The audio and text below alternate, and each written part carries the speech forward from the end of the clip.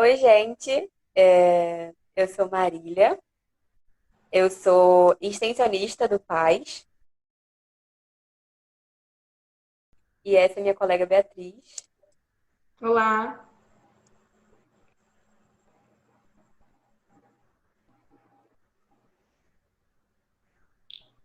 Então, hoje a gente vai fazer uma entrevista, né, uma conversa com Thalita e com Alan, que são intérpretes de Libras.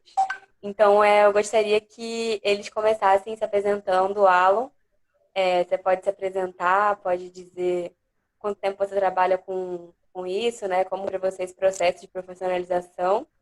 E aí eu vou começar com a primeira pergunta, que é sobre a importância da presença do intérprete, do NAP, né, principalmente, para o estudante e para o professor da UFBA, nas tarefas de sala de aula, quando tudo está funcionando, né, normalmente.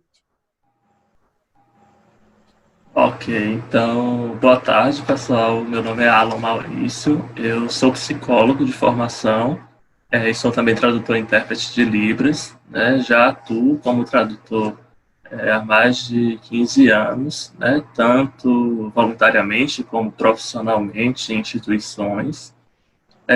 Eu costumo dizer que comecei o percurso contrário, né? Assim, porque as pessoas acreditam que eu me tornei psicólogo e depois fui aprender Libras, mas não.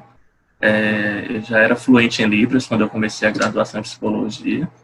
A minha formação, ela acontece, acredito que como a da maioria dos intérpretes, né, assim, que eu conheço, do meu entorno, ela começa dentro de grupos voluntários, né, de igreja, que é onde a maioria dos intérpretes começam a atuar, a aprender, a ter contato com a comunidade surda, né, então eu comecei lá também, ajudando, né, nas reuniões, tradução de materiais e tudo mais. E no ano de 2008 teve a questão da inclusão das escolas regulares daqui de Salvador, onde surdos iam para as classes regulares e aí precisava do intérprete. Então eu comecei a atuar numa escola do estado, né? Era o único intérprete de uma escola enorme, né, as três séries do ensino médio, né, que se desdobravam, mas aquele início, né, de trabalho. E eu costumo dizer que, apesar de ter feito cursos, né, e tudo mais, a minha verdadeira escola é no contato com os surdos, né, até hoje, porque a gente segue aprendendo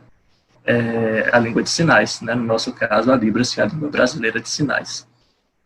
Você me pergunta sobre a importância dos intérpretes, né, do NAP em condições normais, não nessa, né, de pandemia, na UFBA, né? Atualmente eu sou intérprete do NAP, né, junto com meus 8 colegas, ao total somos 9 intérpretes.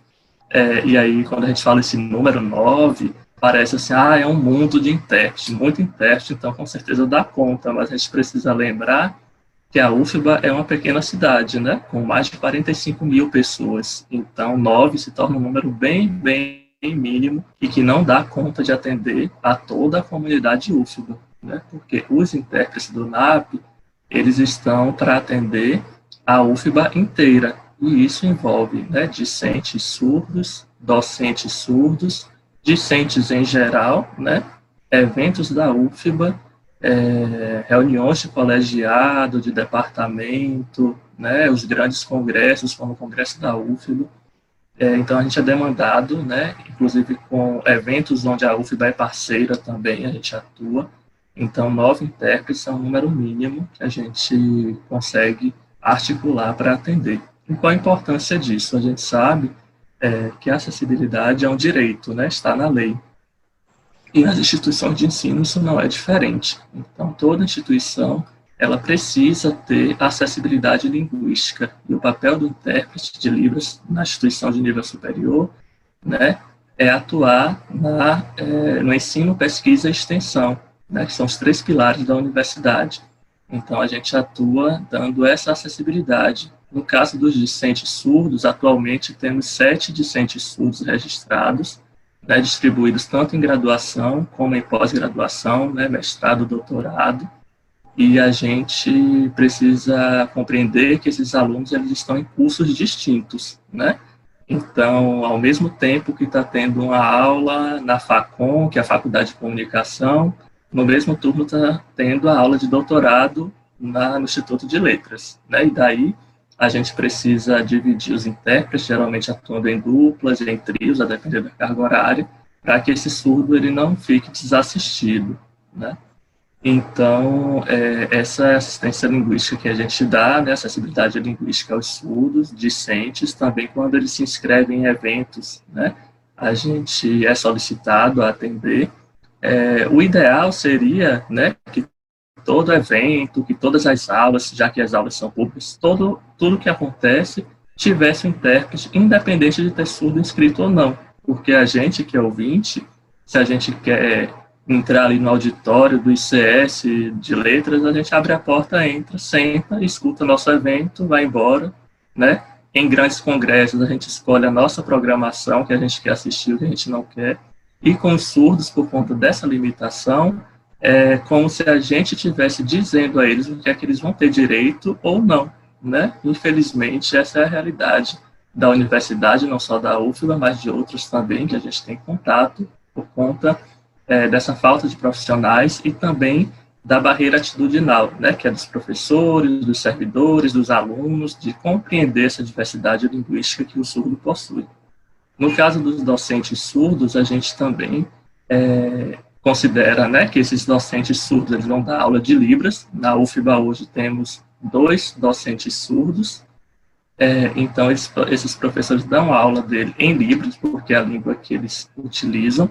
E a turma é uma turma de ouvintes que não sabe Libras, né? Então, nas aulas teóricas que os professores nos solicitam, a gente vai até a sala, interpreta simultaneamente a aula teórica deles. Já nas aulas práticas, os próprios professores dizem que não é necessário, já que eles precisam, né, dessa interação direta com o aluno e de verificar o desenvolvimento do aprendizado da Libras nesses alunos. Então, com os professores surdos, a gente atua, né, nessa tradução simultânea das aulas presenciais, quando em condições normais, e também nos eventos que esses professores estão inscritos, nas reuniões de colegiado que eles participam, né, reuniões de projetos deles ou de outros professores que eles estão incluídos, então a gente também é demandado por esses professores nesse sentido. Só para poder explicar para quem não sabe o significado de NAP, né? Que a gente não falou o que significa a sigla, então se puder dizer. Pronto, o NAP tem algumas divergências, né, no documento original, do que essa sigla significa, né, mas atualmente a gente utiliza Núcleo de Apoio à Pessoa com Necessidades Pedagógicas Específicas. Se eu não me engano, é esse o nome que a gente utiliza, apesar dele não seguir, né, cada letra, significado da palavra na sigla. Uhum. Né, mas tanto a logo do NAP como esse nome, ele sempre está sendo revisto para tentar contemplar, né, o público que a gente realmente atende, né, porque inicialmente o NAP ele foi projetado para atender não somente os alunos com deficiência, né, mas também os servidores, os docentes com deficiência. Então, isso também precisa ser revisto, porque a demanda é muito grande, né, como eu falei, e o NAP ele é um núcleo pequeno que é subordinado à PROAI, que é a Pró-Reitoria de Assistência Estudantil, ou Políticas Afirmativas. Sim, obrigada. Bem, o Alan falou um pouco sobre a profissionalização dele, né? E eu queria perguntar à Thalita quais são as dificuldades, os desafios desse processo de profissionalização do intérprete. Olá, então, a todos, sou Thalita. Uma apresentação rápida, né? Eu tenho uma formação inicial em pedagogia, também um bacharelado em letras livres, que é o curso específico em nível superior para a formação de intérprete de livros. Também tenho mestrado em educação e agora eu acabei de entrar no doutorado em língua e cultura, focando os meus estudos na área da tradução mesmo, nos estudos da tradução. Nós temos muitos desafios com relação à profissionalização do intérprete, principalmente pela baixíssima oferta de cursos em nível superior para a formação de intérpretes de Libras. Aqui na Bahia mesmo, nós não temos nenhum curso de bacharelado em Letras Libras, que é o curso que forma intérprete de Libras em nível superior, nem em universidades públicas e nem em universidades particulares. Então, o ideal seria que tivéssemos essa oferta, porque demanda nós temos e muito. Né? Só com a fala do Alan agora, a gente consegue notar o quanto só dentro do mundo da UFMA nós temos demandas gigantescas. Se a gente pensar no resto da sociedade, então, é muito maior. E mas a formação do intérprete, de fato, ela é muito precária em nosso estado por ausência de oferta de cursos, não só em nível superior, mas também em nível médio. As legislações que da nossa área, tanto o decreto 5626 de 2005, que é o decreto que regulamenta a lei da Libras, como a lei dos intérpretes, né, que profissionaliza os intérpretes de Libras, que é a 12.319 de 2010, todas duas elas prevêem também a atuação do intérprete em nível médio a partir de cursos de capacitação, cursos de formação. Porém, esses também são escassos no nosso estado. Né? A gente conta assim nos dedos alguns cursos, algumas empresas que oferecem esses cursos de formação para os intérpretes de Libras. Porém, as legislações também prevêem que as instituições públicas devem promover esse acesso, devem promover essa formação. E essa é outra dificuldade nossa, né, de encontrar também esses espaços, essas formações sendo oferecidas. Além disso, como o Alan falou, a grande maioria de nós iniciou o trabalho da interpretação em ambientes informais, né? E aí, por conta do contato com as pessoas surdas, por conta de estar próximo à língua em si, né, junto às pessoas surdas, acabam se formando na prática.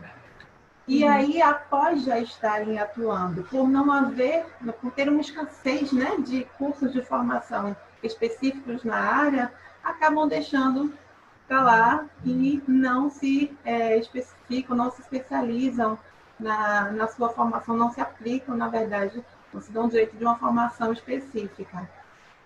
O que é muito prejudicial para todos nós, né? Porque, assim como o Paulo Freire fala, que a prática sem a teoria, ela é só blá, blá, blá. E a teoria sem a prática também não dá muito certo. Então, a gente precisa juntar as duas coisas. As duas são muito importantes. Tanto ter essa prática junto à comunidade surda, como também ter os fundamentos do trabalho do profissional. E, na verdade, essa ausência acaba acarretando num prejuízo para as próprias pessoas que são alvo da nossa interpretação, que são as pessoas surdas e também as pessoas ouvintes, como, por exemplo, se tivermos professores surdos num ambiente sem intérprete de Libras. Então, a gente ainda tem muito que trabalhar nessa área de formação para promover formação para os profissionais da área. Existe uma discussão, só para concluir, existe uma discussão bem recente que trata sobre os cursos de pós-graduação em tradução e interpretação para uma formação de intérpretes de Libras. E essa discussão, ela tem rendido muita polêmica, porque a gente sabe que uma formação para a profissionalização, ela vem de um curso superior e uma especialização a partir de uma pós-graduação. Porém, muitas pessoas, por não encontrarem essa formação em nível superior, fazem um curso, uma licenciatura, uma pedagogia, algum outro curso e partem para a pós-graduação para terem ao que mostrar um certificado para dizer eu sou intérprete. Assim como existem as pessoas sérias que fazem isso e que de fato são profissionais, existem também aqueles que acham bonitinho aquilo que a gente faz e não tem conhecimento nenhum, ou não tem o conhecimento necessário da língua dos sinais, não são pessoas fluentes, acabam fazendo um curso de 1 ano e meio e se tornando certificados ou especialistas na área de tradução e interpretação da Libras e que podem vir a prejudicar outras pessoas por oferecerem um serviço que não seria com qualidade. Certo, obrigada. Realmente complicado, assim. Agora, pensando um pouco do trabalho do intérprete, assim, na área da saúde, eu queria perguntar para o Alan agora Como que você vê esse papel do intérprete na área da saúde, assim, normalmente? Então, eu, como, né, me apresentei, eu sou formado em psicologia, a psicologia ela transita, né, na área de humanas, na área de saúde. Eu me formei em uma instituição, né, toda voltada para a saúde, que é a Escola Baiana de Medicina e Saúde Pública, aqui da Bahia. E desde a minha formação eu provocava, né, tanto na minha turma como coordenação do curso, a ausência, né, desses assuntos, abordando seja surdez, seja pessoa surda, ou também outras deficiências. Né? A gente trabalhava muito com estudos de caso, e eram estudos clássicos, e o que a gente vê no atendimento na vida real, nas unidades de saúde, não é muito parecido com o que está nos livros, né? Quem é da área de saúde sabe que o que se apresenta, a diversidade se apresenta, e considerando o contexto, né, político, social e cultural da pessoa e da região, isso muda muito. No caso da falta de acessibilidade, né, na questão da saúde, isso é gritante, né, desde a unidade básica até os atendimentos, né, complexos. Por quê? Nós que somos ouvintes, né, eu sempre vou estar fazendo essa comparação, porque é preciso a gente lembrar que a sociedade ela possui um padrão, né, e o padrão ele desconsidera pessoas com deficiência, desconsidera a diversidade, desconsidera o que é vulnerável, né? Então a gente vive numa sociedade onde o padrão é o homem branco, hétero, onde a heteronormatividade ela é que dita as regras. E lidando com pessoas com deficiência, pessoas surdas, a gente costuma dizer que são corpos dissidentes, né, que desvia da regra. Então, quando esse surdo chega em uma unidade de saúde, primeiro que ele já vai encontrar barreiras na própria recepção, né? Dificilmente vai encontrar alguém que oriente ele na língua de sinais. No máximo, se encontrar algum funcionário com boa vontade, vai escrever no papel uma frase. Os surdos, eles não dominam o português como os ouvintes, já que ele tem o português como segunda língua. Até mesmo, né, a gente, quando tem uma emergência, que a gente liga para o SAMU, alguma coisa, o surdo já encontra essa barreira de pedir socorro, né? Então, chegando na unidade, vai encontrar também essas dificuldades. No atendimento, seja ele com médico, com psiquiatra, com médico ginecologista, né, com procedimentos cirúrgicos, né, onde precisa passar por orientação, se o surdo não tiver um intérprete, isso também vai refletir nesse tratamento que ele pode receber, né, os equívocos na orientação de tomar um medicamento, né, o diagnóstico para esse surdo, como é passado. Eu posso citar dois exemplos, né? Em Salvador existem centros de atendimento a pessoas com ISTs, né, infecções sexualmente transmissíveis. Então, quando uma pessoa vai e faz o seu teste, seja, né, de HIV ou outra IST, ela tem o direito ao sigilo, a receber aquele diagnóstico de forma sigilosa, a apontar quem ela quiser ou não.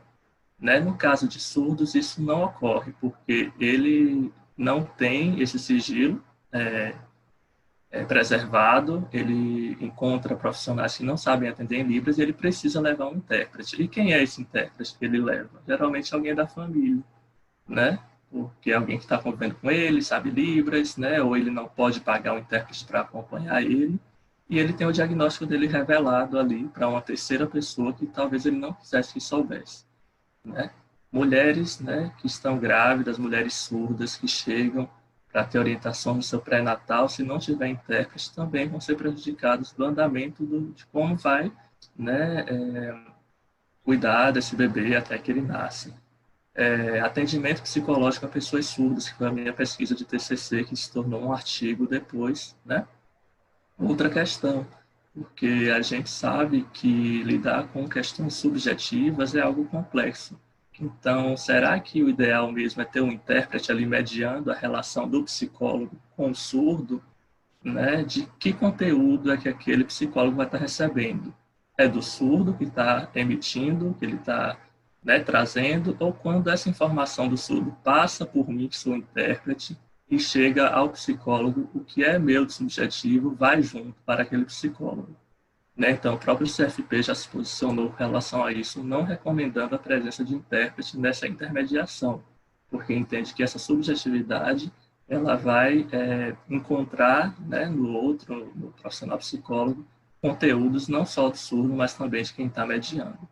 Então, é muito importante que os profissionais de saúde eles tenham contato, né, com a língua de sinais, mas, além disso, com a cultura surda, né, desde a sua formação, porque a gente percebe que, desde a graduação, existe uma deficiência muito grande, né? A gente sabe que não tem carga horária de 32 horas, de 64, que dê conta da gente aprender uma língua, né? Mas eu digo que é importante que, pelo menos, esses alunos eles tenham contato com essa diferença, saber que essas pessoas existem, saber que elas se comunicam de uma maneira diferente e o que é que eles podem fazer, né, para colaborar com essa acessibilidade e não delegar ao outro, né, ao intérprete, que ele faça isso.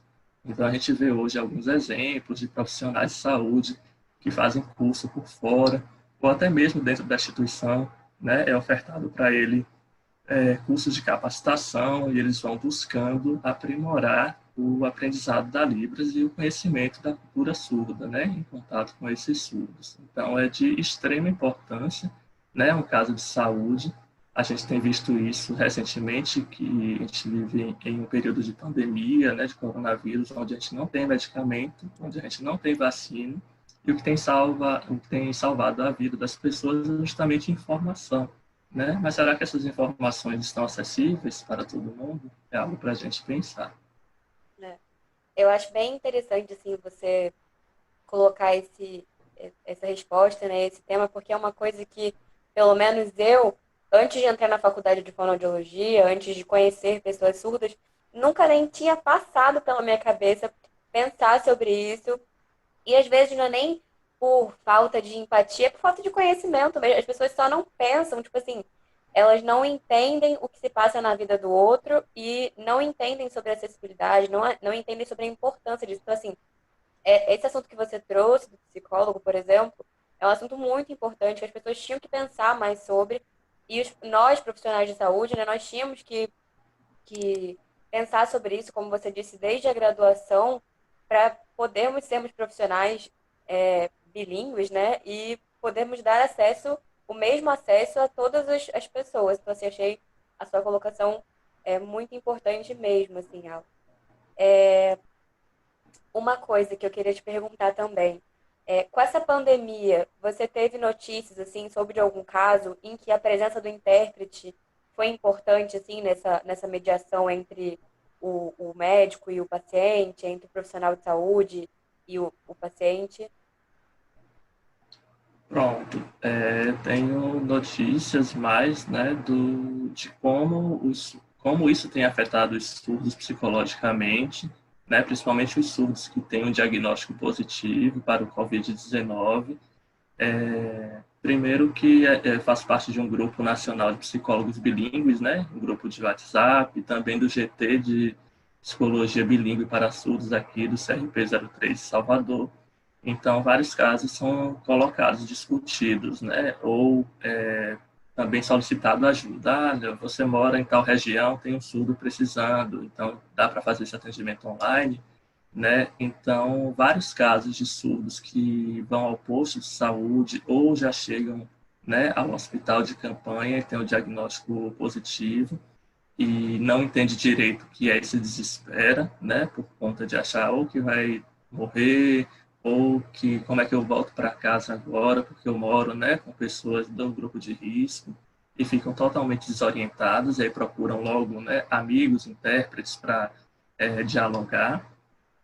Soube de um surdo na cidade do Rio de Janeiro, né, que inicialmente precisou ficar internado, mas não era permitido acompanhante. Então, como é que esse surdo ia ficar lá 7 dias, 14 dias, que é o tempo, né, de quarentena dentro do hospital, sem nenhuma informação, né, que medicamento que ele está tomando, né, que dia que ele vai para casa, né? Então, depois de algumas discussões, articulações, conseguiram que familiares, né, que sabiam Libras acompanhassem esse surdo.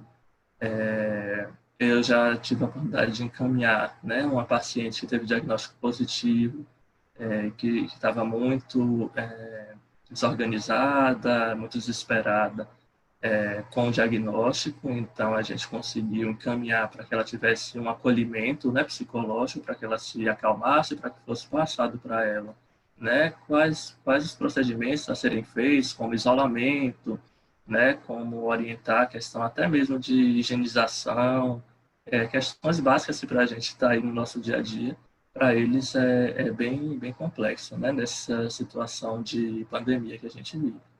Bem, então, ainda sobre esse processo, né, da importância da informação, eu queria perguntar a Thalita, qual a sua opinião, o que é que você pensa a respeito do trabalho do intérprete dentro das escolas?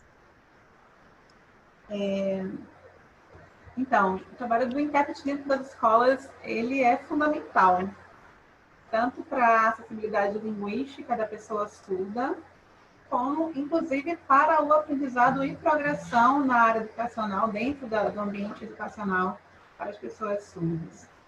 Mas eu preciso, né, eu tenho a obrigação de falar que o intérprete não soluciona os desafios educacionais das pessoas surdas. Ele é uma pessoa de extrema importância para oferecer acessibilidade linguística, também tem um papel pedagógico. Eu defendo, Thalita, pessoalmente, tenho uma visão do intérprete educacional com um papel pedagógico, sim, dependendo principalmente de qual modalidade ele está atendendo, de qual nível, né? Se é educação infantil, se é fundamental, se é médio, dependendo de qual nível esse intérprete está atendendo, ele tem um papel pedagógico muito importante. Porém, ainda que seja essa pessoa de grande relevância dentro dos espaços educacionais, por falta de informação vinda dessa formação sem informação que nós temos, como nós estamos comentando aqui, os profissionais da educação, eles também acabam se utilizando o intérprete como muleta, né? Então, não é difícil você perguntar para qualquer intérprete que seja, que já atuou em sala de aula, ele não já ouviu uma frase assim clássica de um professor. Eu vou falar um exemplo com o meu nome, tá? Eu já ouvi isso diversas vezes, nem me lembro quantas. Por exemplo, Thalita, cadê a tua aluna que está atrasada? Oi? Aluna de quê? Sabe? Então, assim, de forma muito educada e elegante, a gente vai lá e responde: professora, desculpa, mas a sua aluna, eu também não sei onde está.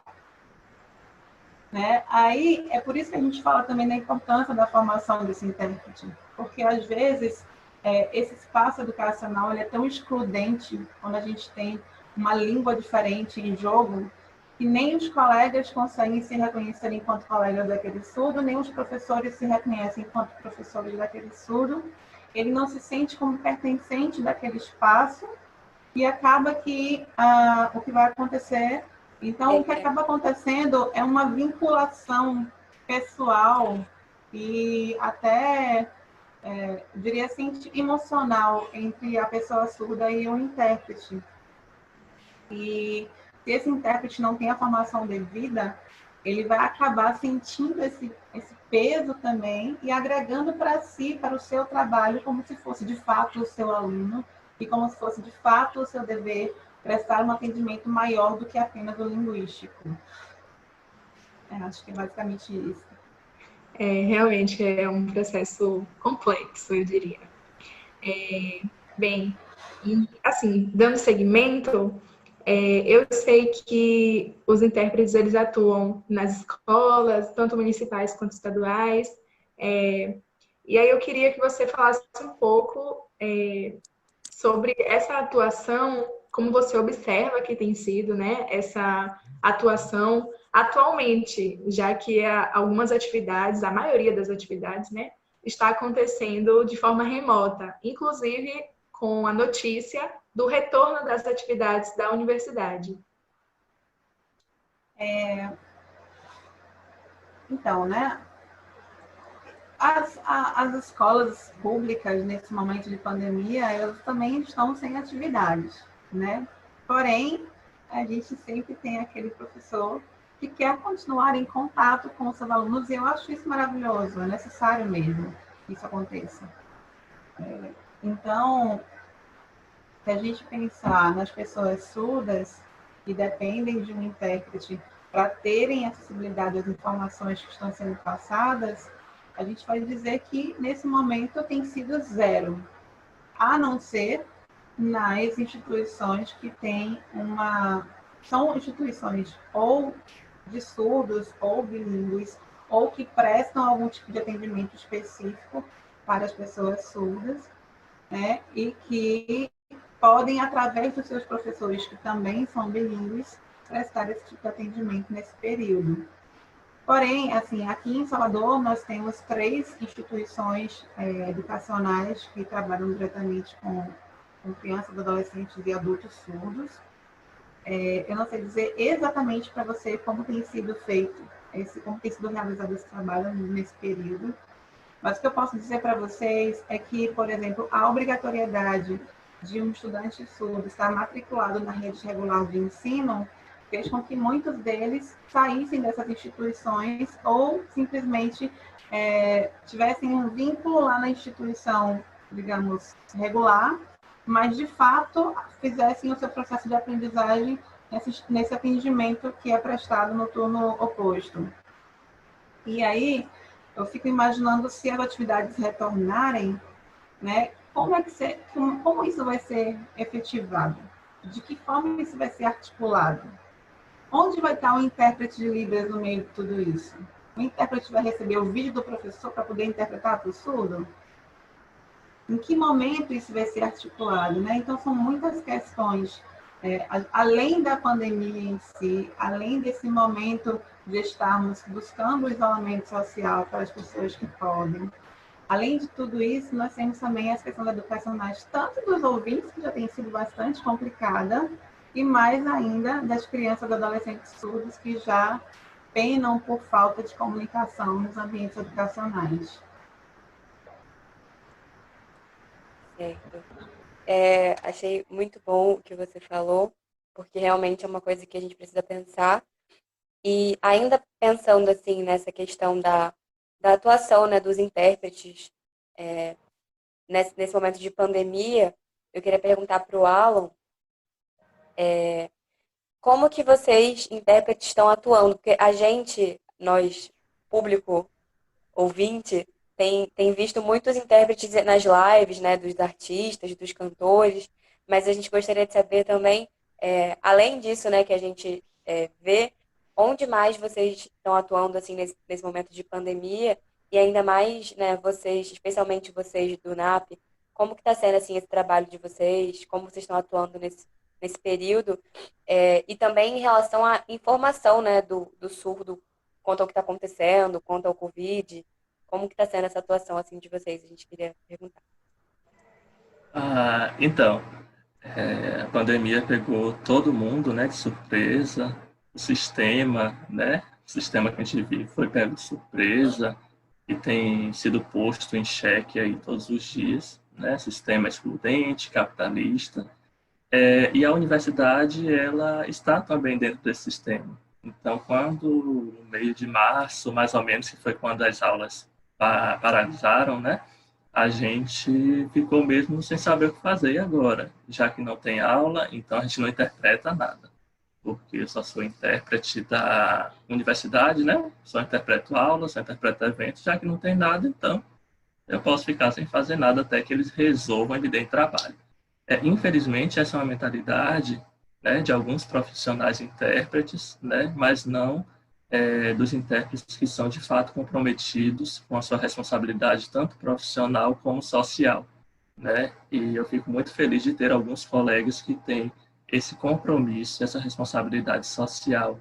Né? Primeiro, por fazer parte de uma universidade pública, né, que serve à sociedade, né? Nós somos servidores públicos, pagos com o dinheiro do público e nada mais justo do que a gente dar esse retorno e trabalhar em prol do público.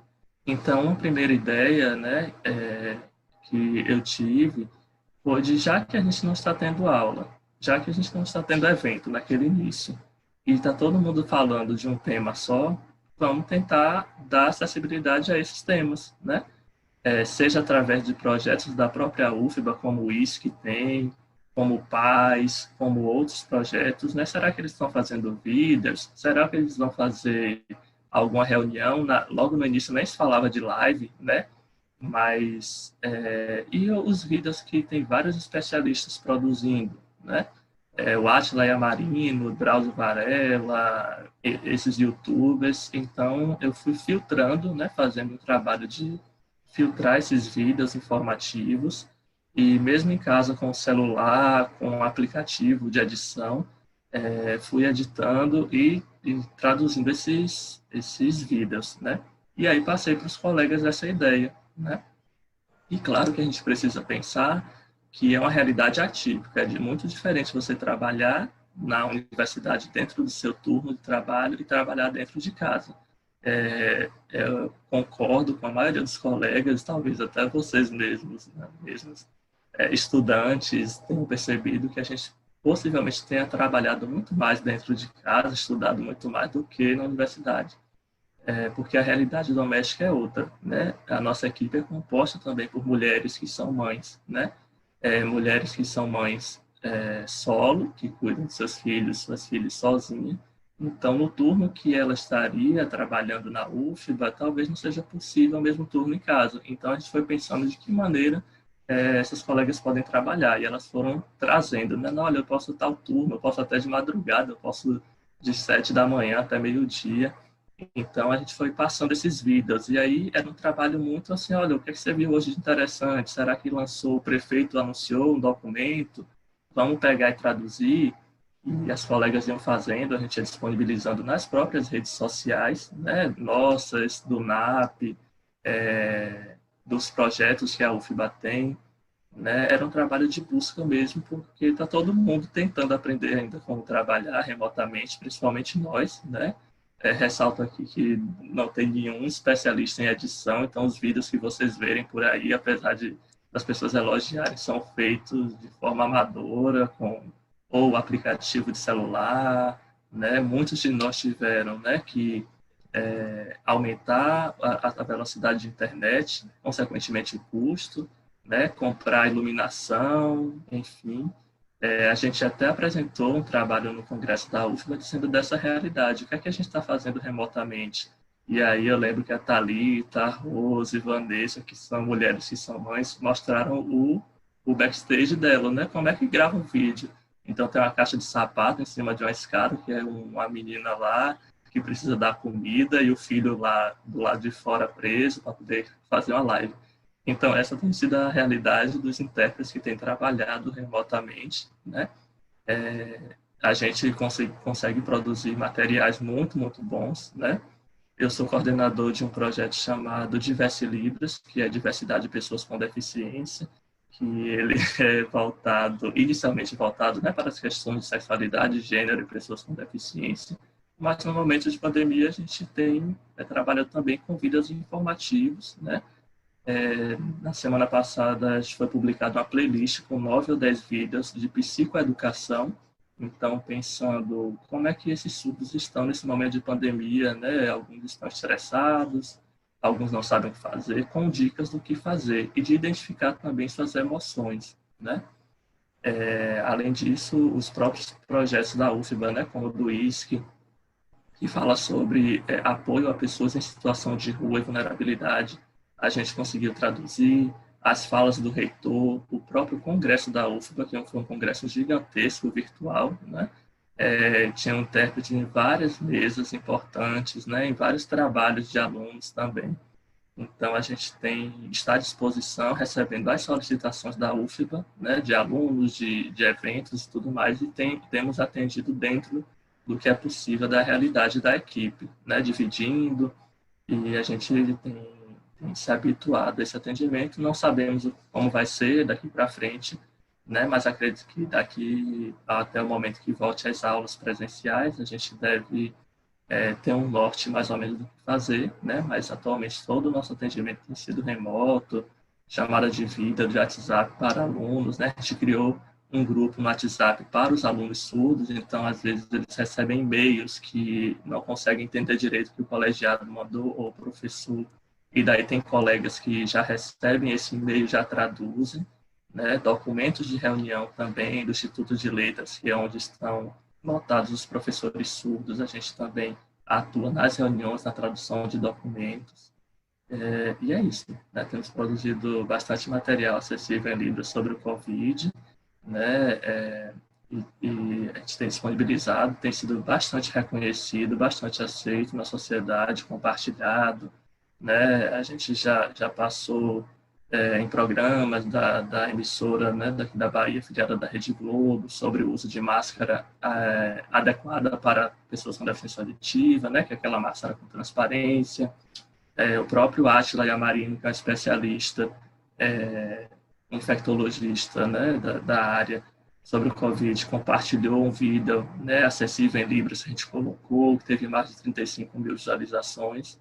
Então, são trabalhos que a gente às vezes pensa que é muito pouco, mas a gente não tem ideia do alcance que isso pode ter, né? E a gente acredita que quanto mais informação acessível tiver, mais esses surdos estarão seguros, né?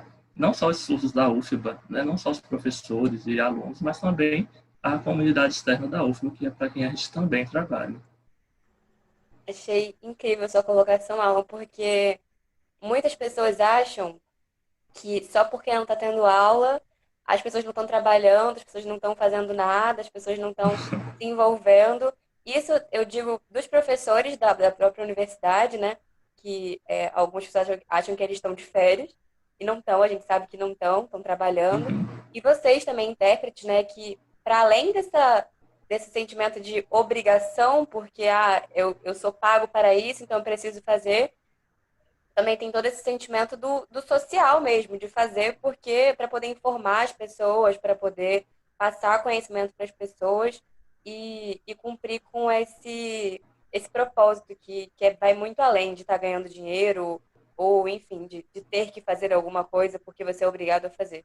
Então, achei, assim, sua colocação realmente muito legal para as pessoas poderem ver também e valorizarem mesmo, porque hoje em dia é bem difícil. Olha, eu acredito que no PAIS, eu, Marília e os outros integrantes, a gente compartilha esse sentimento de que esse pensamento, né, de que a informação ela deve ser mobilizada, as pessoas precisam ter acesso à informação segura, de qualidade, e tanto é que a proposta do nosso site, né, que está no ar, foi essa, de poder concentrar ali informações seguras, informações de qualidade e que pudessem estar acessíveis. Quando o Alan falou sobre o projeto, né, o Diverse Libras, que ele coordena, eu fiquei muito feliz porque o Diverse Libras foi o primeiro projeto que eu conheci quando eu cheguei na UFBA. Inclusive, foi o primeiro projeto que eu conheci mais de perto, porque eu fui no primeiro Diverse Libras, né, no evento que teve. E eu senti que ali, assim, era tão bacana ver que as pessoas de dentro da UFBA estavam produzindo conteúdo para a comunidade externa. Porque eu acredito que na universidade, quando você entra, você acaba ficando numa caixinha sem, assim, sem ver meios de como trazer esse trabalho para a comunidade externa. E o Diverse Libras foi um grande exemplo para mim, eu gostei bastante. Por isso que eu fiz coraçãozinho quando você falou do Diverse Libras. Seguindo essa linha, a gente confia muito no trabalho dos intérpretes e valoriza, né, o trabalho, mas vendo vocês trabalhando nas lives e outros intérpretes também trabalhando nas lives ou nos pronunciamentos, a gente pode perceber que algumas pessoas, elas registram esses momentos assim, como se fosse aquela pessoa que está ali fazendo movimentos, gestos e tal, como se aquilo fosse cômico, se fosse uma piada. E aí a gente queria, assim, a sua opinião, Alan, a respeito, né, dessa situação e quais medidas podem ser tomadas para a conscientização da importância desse trabalho do intérprete. Entendi.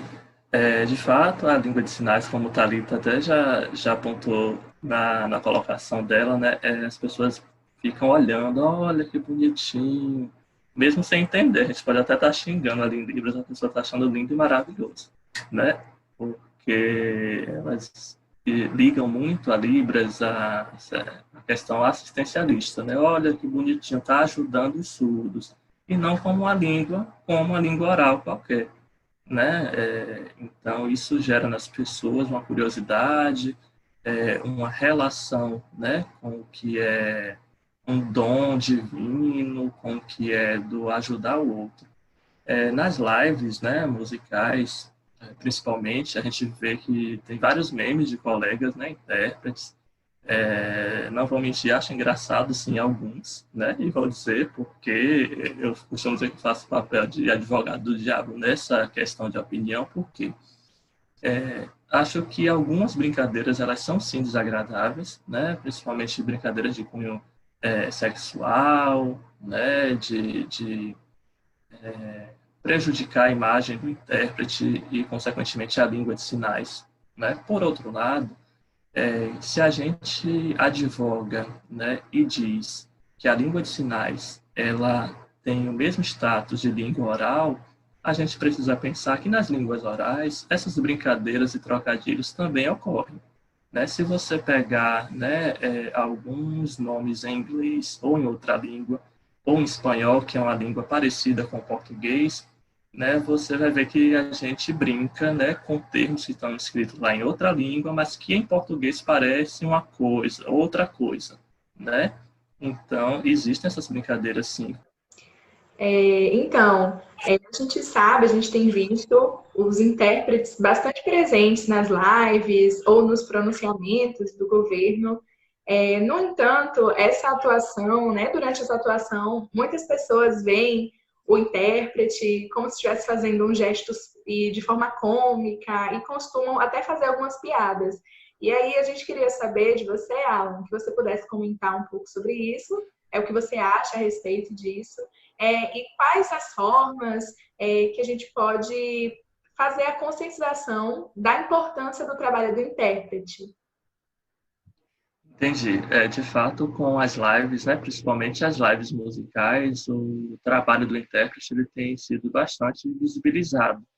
Então, as pessoas têm tomado conhecimento, olha, só que intérprete em pronunciamento, em áudio, eles fazem até música, olha que engraçado, olha como ela fez ali aquela música da Marília Mendonça, que tá bêbada e não sei o quê.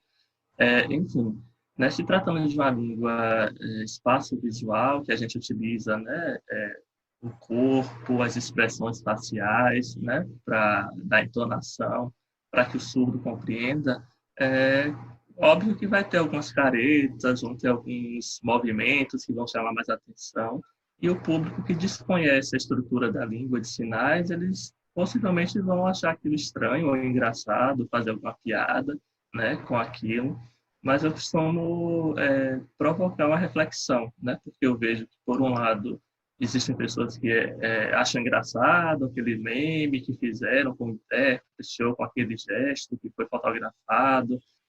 Assim como tem pessoas que ficam super revoltadas, olha que desrespeito, a língua, a minha língua, os surdos, né, se posicionam assim. Enfim.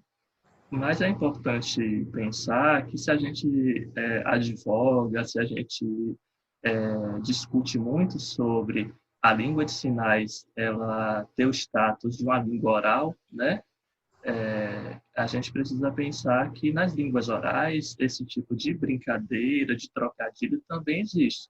Né? Nós, ouvintes, fazemos trocadilho com palavras em inglês, em espanhol, em francês, que na nossa língua o significado parece outra coisa e para eles tem outro significado. Tanto que se a gente faz uma piada com eles, eles não entendem, só a gente vai entender.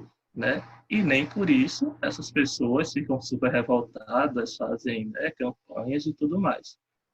Talvez o que incomode seja o fato da língua de sinais, né, no caso a Libras, ela ser uma língua desvalorizada, né, ser uma língua subalternizada, marginalizada, e daí fazer piada sempre com isso vai colocar ela sempre nesse lugar, né, do que é engraçado, do que é menor do que uma língua padrão oral.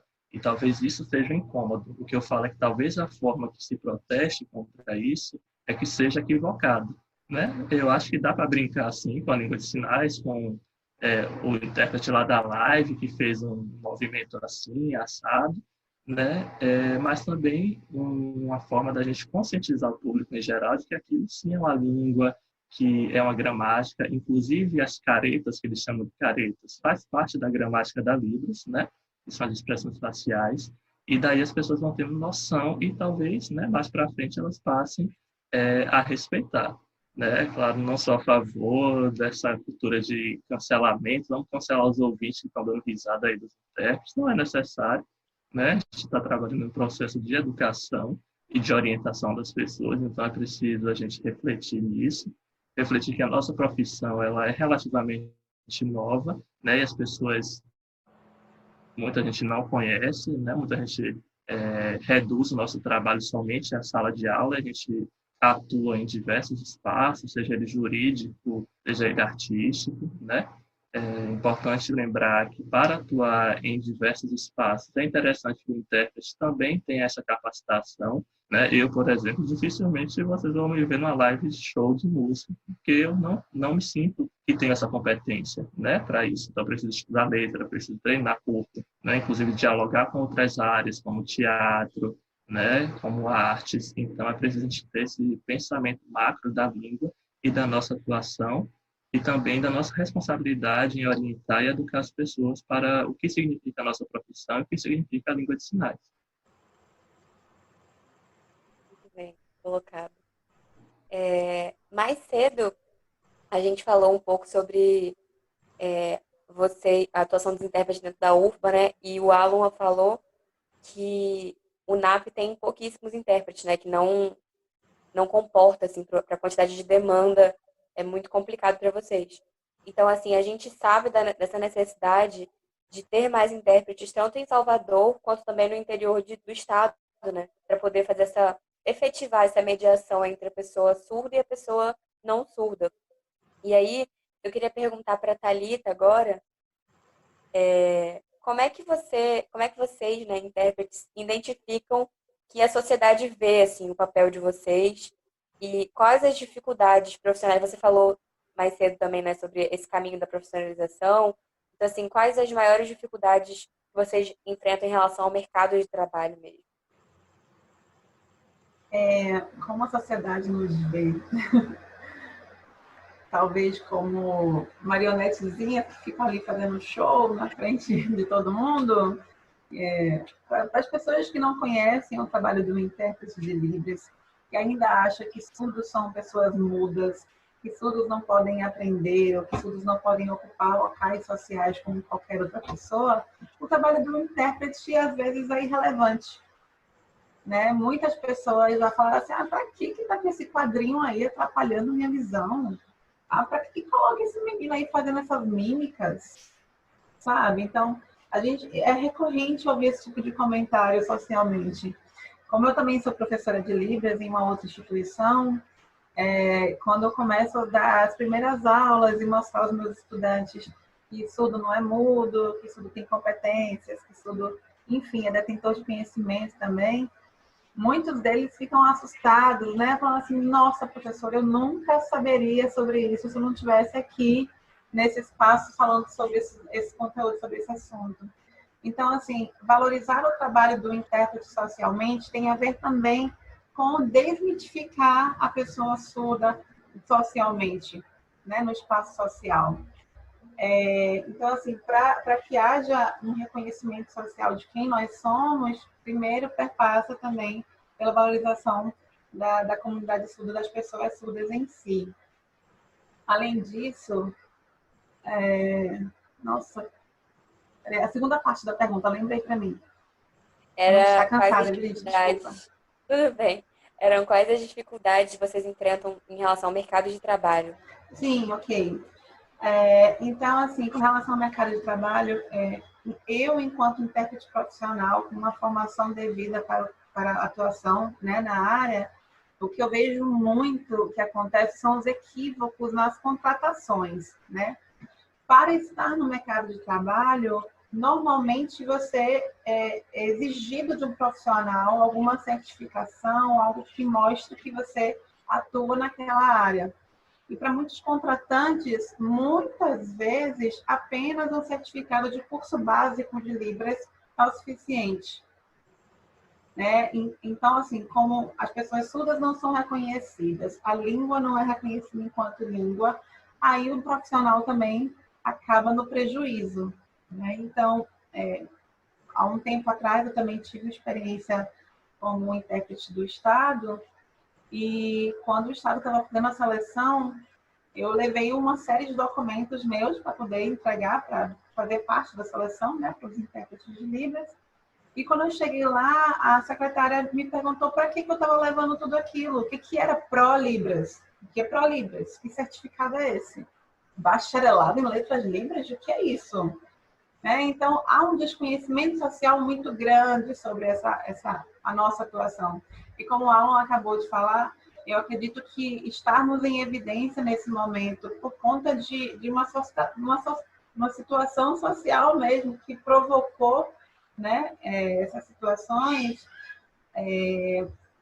contribui para que nós estejamos mais em evidência e, quem sabe, também para que as pessoas busquem mais informação sobre tudo isso. E como também já foi falado aqui pelo Alan, que a gente tem, pelo menos na formação inicial dos profissionais, algum momento em que se discuta sobre pessoas surdas, sobre o que é a língua de sinais, sobre acessibilidade para o surdo, a gente, consequentemente, também vai ter profissionais que saberão quem é o intérprete de Libras e que também poderão proporcionar, em seus ambientes de trabalho, o espaço também do intérprete de língua de sinais, né? Só uma última colocação. Existe uma obrigatoriedade de algumas empresas e bancos, principalmente, de terem pessoas habilitadas, né, para conversarem com os clientes surdos, para fazerem um atendimento em língua de sinais. Logo quando começou essa obrigatoriedade, eu trabalhava numa faculdade particular aqui em Salvador, e nós oferecíamos cursos de Libras, e eu recebi uma bancária, né, uma pessoa que trabalhava dentro de um banco, e ela foi procurar, de fato, um curso de Libras real, porque o que o banco oferecia eram 20 horas de um curso de Libras. Então, será que esse espaço dentro de um banco, dentro de uma repartição pública, dentro de espaços comumente, são comuns socialmente, não seria de um intérprete? Ótimo que tenham funcionários bilíngues, que tenham funcionários habilitados, sabe? É maravilhoso isso. Mas será que também não é um espaço para ter um intérprete ali em atuação? Será que eu vou ter que esperar um dia um surdo chegar? Será que dentro de uma agência bancária eu não sei quantos clientes daquela agência são surdos? Será que eu não posso concentrar os clientes surdos em uma agência e oferecer um serviço mais apropriado? Sabe? Então, o desconhecimento também traz prejuízos para o mercado de trabalho dos intérpretes de Libras. Bem, para finalizar, a gente queria perguntar, né, para a Thalita, porque assim, a gente sabe que existe uma controvérsia em relação à data que se comemora o Dia do Intérprete. E já que esse vídeo, essa conversa, tem a proposta de homenagear, né, e comemorar o Dia do Intérprete, a gente queria que você explicasse para a gente, né, a respeito dessa controvérsia. Se é no dia 26 de julho ou se comemora no dia 30 de setembro. Ok. Bom, o dia do tradutor e intérprete de qualquer língua que seja é o dia 30 de setembro, por também ser o dia de São Jerônimo, conhecido pela, né, Igreja Católica como São Jerônimo, como um tradutor em excelência, né? São Jerônimo tem uma história enquanto tradutor. Então, o dia dos intérpretes, de forma geral, independente se é de língua de sinais ou não, é o dia 30 de setembro.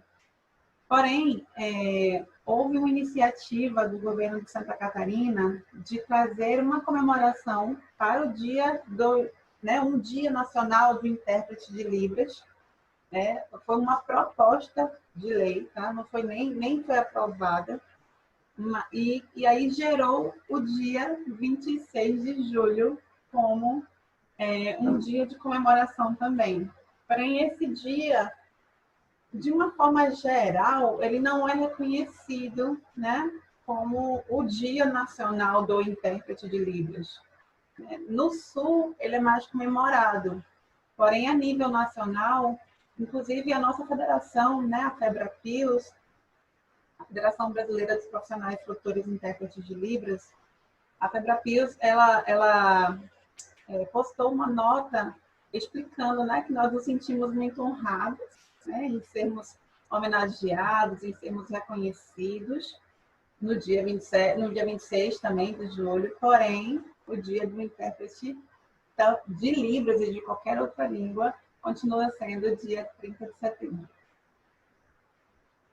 Obrigada, Thalita, por essa explicação.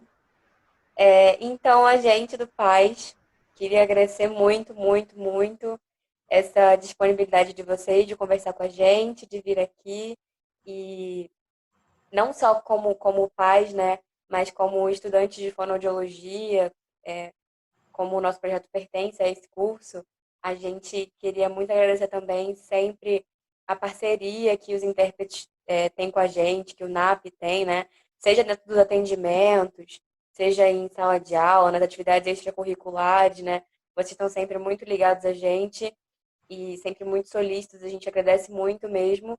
É muito importante, o trabalho de vocês é muito importante para as pessoas surdas e para a comunidade como um todo.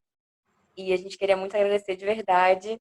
Espero que a gente tenha mais espaços assim para poder conversar mais e poder continuar sempre valorizando a profissão de vocês e exaltando mesmo, porque é uma profissão muito, muito importante. Obrigada de verdade a Thalita, ao Alan. Obrigada ao NAP por deixarem vocês virem participar da nossa conversa. E é isso. Muito obrigada de verdade. A gente é quem agradece, né? Em nome da equipe, em meu nome, em nome do Alan, a gente se sente muito lisonjeado em ser chamado para um tipo de atividade como esse, que só traz enriquecimento de informações para a nossa sociedade, para o ambiente que nós estamos, que é a Universidade Federal da Bahia, e também para a comunidade externa. Muito obrigada pelo convite. É um prazer enorme estar sempre junto com vocês, né? Nos atendimentos, nos demais espaços. Continue contando conosco. Alan? Também queria agradecer o convite do PAS, né? É importante a gente prezar por esse espaço de diálogo, né? De falar mais e mais da nossa formação, da nossa atuação, das ausências que existem, né? Na sociedade, até mesmo dentro da nossa área profissional, né? Reforçando que, mais uma vez, né? Somos servidores públicos, estamos aqui para servir o público, mas longe de ser uma perspectiva salvacionista, longe de ser uma perspectiva assistencialista, até porque os surdos são pessoas autônomas, né? Aqueles que ainda não possuem sua autonomia são, na verdade, assim como nós, né? Pessoas que estão dentro desse sistema que é excludente, que é capitalista, e que a gente trabalha também para que essas pessoas tenham mais e mais acesso à informação, mais e mais acesso à educação, e que elas, por fim, se tornem também pessoas autônomas, né? Acreditando sempre que a educação ela é o caminho, né, para a liberdade das mentes e das pessoas.